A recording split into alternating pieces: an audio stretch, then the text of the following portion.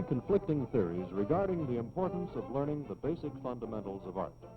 Some feel that an artist should be relatively free from formal art training, rules, and outside influence. On the other hand, there are those who are very academic and technical in their approach. They feel that everything should be done according to a set of predetermined rules. Regardless of these basic different lines of thought, there is one basic step that is important to both: the learning of fundamentals that help one to express graphically his ideas and emotions.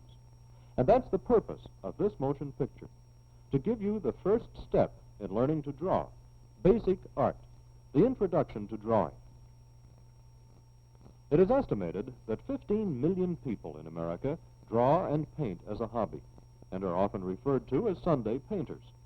This figure does not include the millions of boys and girls who obviously also love to express themselves in drawing and painting. Art is an individual creative experience. The greater the knowledge one possesses, the greater will be the experience. It is hoped that this motion picture will help to start you toward great fun in the wonderfully exciting field of art.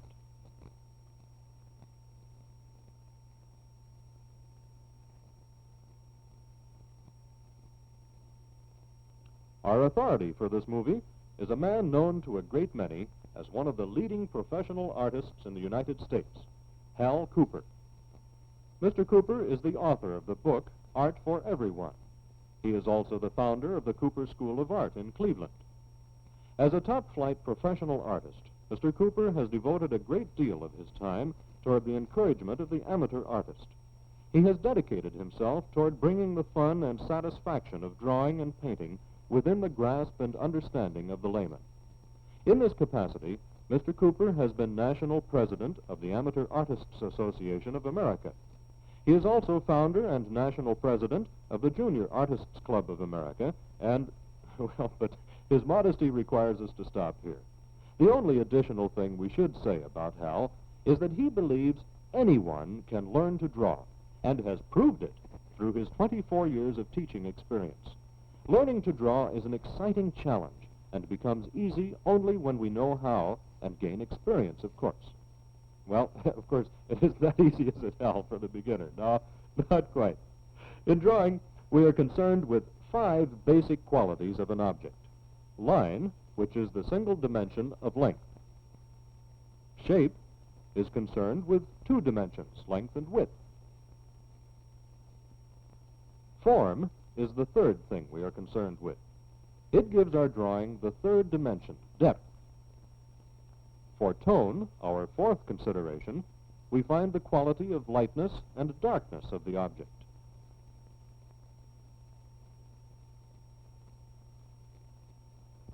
The 5th basic quality to be discovered is texture, the smoothness, roughness, or feel of an object.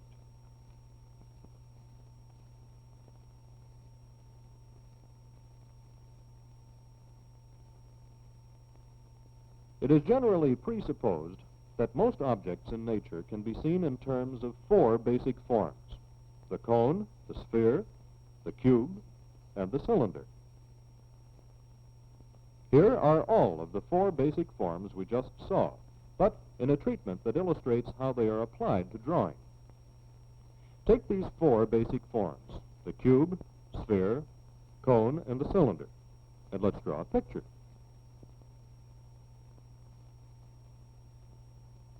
Here, all of the forms have been put together in line form. Although the rectangular box is not a true cube, it is a variation or portion of the basic form. Now we start adding foliage to the basic forms we have constructed in skeletal design. The barn is given more detail. The ground in the foreground is worked in, along with the bush in the lower right-hand corner. The horizon line is also added. Now final detail and tone are added to make our picture more convincing and interesting. To give a picture a 3rd dimension, a knowledge of perspective is extremely necessary and important. What is perspective? A picture drawn in perspective shows the object not as it actually is, but as it appears to be from the view of the observer. For example, we can see from this picture that these 2 pencils are parallel with each other. Now, as we take a position looking along these pencils from one end to the other, they appear to converge, yet we know they do not. This is what we mean when we say perspective shows things as they appear to be, not as they actually are. When creating a picture, we must first consider our viewpoint as we observe the scene. Let's assume that this is a cube. Since we are looking at it at eye level, that is with a horizon line passing through the center, it appears to be absolutely square, which of course it is. But suppose the cube is parallel to our line of vision and below our eye level. Now we can see not only the front, but the top as well, and the top appears to be getting smaller toward the back. The same thing holds true if we look at it from above our eye level. We see the bottom and front. Again, the bottom appears to get smaller toward the back. This is parallel, or one-point perspective.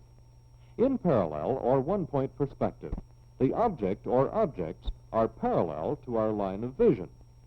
Applying what we have just seen about perspective, let's draw a table. Observe that this is basically a box design.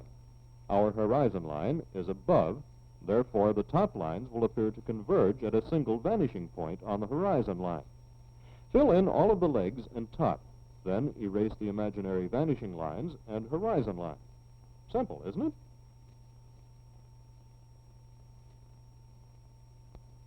A railroad track represents an excellent example of parallel perspective. This entire picture is constructed in one point or parallel perspective. Using the same one-point perspective, here is a drawing of a kitchen. Again, all our lines in this picture converge at the vanishing point on the horizon line. Try this in your own kitchen. Here is still another illustration of parallel perspective, a bird's eye view. First of all, we must establish our horizon line quite high since we are above the scene. Then a vanishing point is needed. Next, a street, then the basic box designs of buildings, adding a bit of detail, and finally, completing the rendering. Now let's, Inky, what is it? Hal, Inky has something in his mind over there, I believe. Would you show us, Inky? That's the boy. Now, what was it that was troubling you, Inky? Why, of course, angular perspective. So far, we've just considered our view from a plane parallel with the object at which we're looking. But if we're standing at a point where we can see two sides of an object, at the corner of a building, for example, we can see that each side appears to vanish at a point either side of the center. If our horizon line is above the object, we will see the top in addition to the two sides. Conversely, if the object is above our horizon line, we will see the bottom and two sides.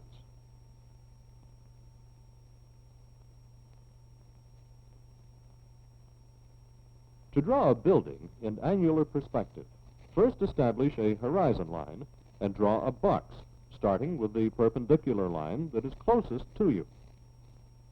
Far out on the horizon line, establish a vanishing point on each side.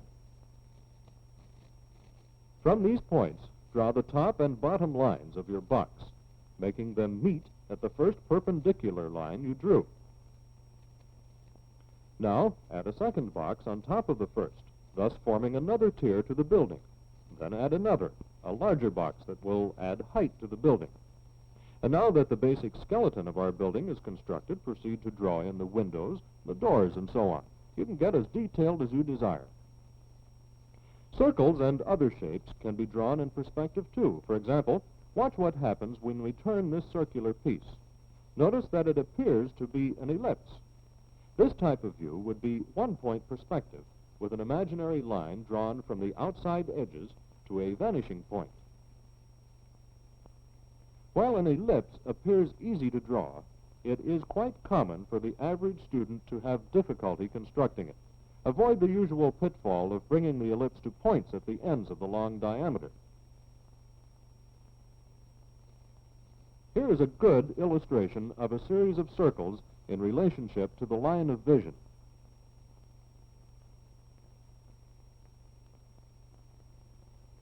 Here are several common objects drawn in circular perspective.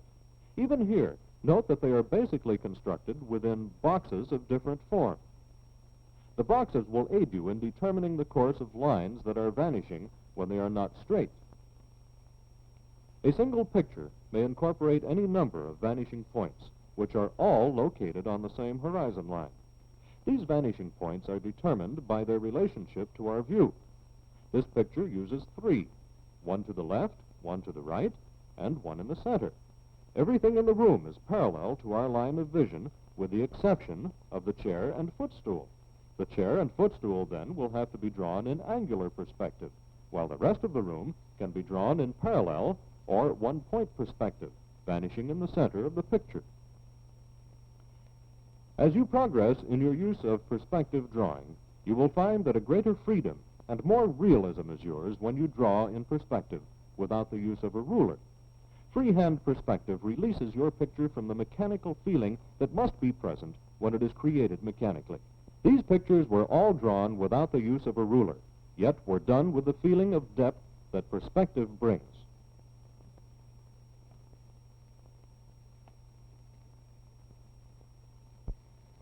Let's go back to our four basic shapes once again and consider another thing that helps to bring life to our drawing: cast shadows. A cast shadow is one which is thrown upon any other surface by an object that is in the line of light. To establish a shadow for this cone, first it is necessary to draw a central vertical line. Now draw a 45-degree line from the top of the cone to the ground plane. 45 degrees is about the average angle for natural light. Next, from this point, draw lines to the vertical line of the cone at the center and edges, thus forming the cast shadow.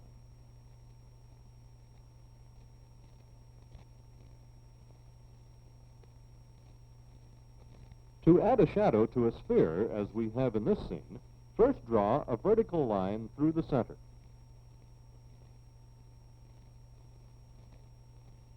Now, draw a horizontal line at the base, establishing the ground plane.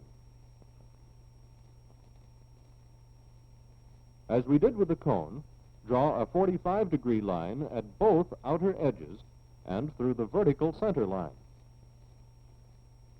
Notice that our shadow is like an ellipse. When the cast shadow from an object falls over the surface of another, it follows the contours of that object. The shadow will be longer or shorter depending upon the height of the light source. Notice here that one shadow is cast from the vertical plank onto the horizontal plank, which in turn casts its shadow onto the side of the cube. The ground shadow is cast by the cube and horizontal plank, giving it an irregular shape. Here's an interesting drawing illustrating an old-style rail fence around a cornfield. If you're sketching or painting an autumn scene, you'll find that this fence creates an interesting pattern of shadows cast by natural light. Notice that all of the shadows in this drawing are cast in the same direction. To create a more convincing interpretation of a subject in the terms of form, tone values, textures, and color, the artist must employ the technique of shading. Light and shade refers to the variance of tone values ranging between black and white. We have broadly 7 values in our tone value scale. The sphere serves as an excellent example of showing form through the medium of light and shade.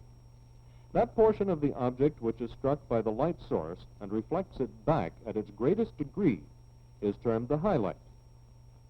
From the highlight, gradually becoming darker, we observe a range of values which we call halftones. The darkest of these values is called shadow. And along the outside edge, away from the light source, is an area which is somewhat lighter due to reflected light. This is caused by light rays reflecting from a second source, such as the surface on which the sphere is setting. Lastly is our cast shadow. Here again are the 4 basic forms. This time, they are produced in light and shade. You'll notice that as the light strikes the objects, we have the highlight. Receding around their contours to our right, we find the halftone, shadow, and reflected light. To their base are the strongest of values, the cast shadows. Now let's see how light and shade are applied to a drawing. Here we have blocked in the basic form with the use of lines, following the perspective rules we learned earlier. In this picture, we have added tone to the sky and the ground. Now we have added tone to the front of the house and a darker tone to the side, indicating that this is the shadow side. This picture indicates that we have added a still darker tone to the chimney, and the house is beginning to show realism. Here we have added the cast shadows and the darkest tone values. In this picture, we have completed the house by adding the detailed texture. There is still another dimension in drawing that can give your pictures the professional touch, that of reflection. An important thing to remember in drawing reflections is that they are equal to the length of their object. A reflection always begins at the base of the object. Therefore, if the object is away from the water, only that part of the reflection which is cast on the water is visible. If the object is in the water, the reflection is visible right from the base. Remember, a reflection is always the reverse of the object itself. The top of the candle does not show in this illustration, but in the reflection, it does show. On a curved, shiny surface, reflection is usually distorted and elongated, which is illustrated by the can and ball.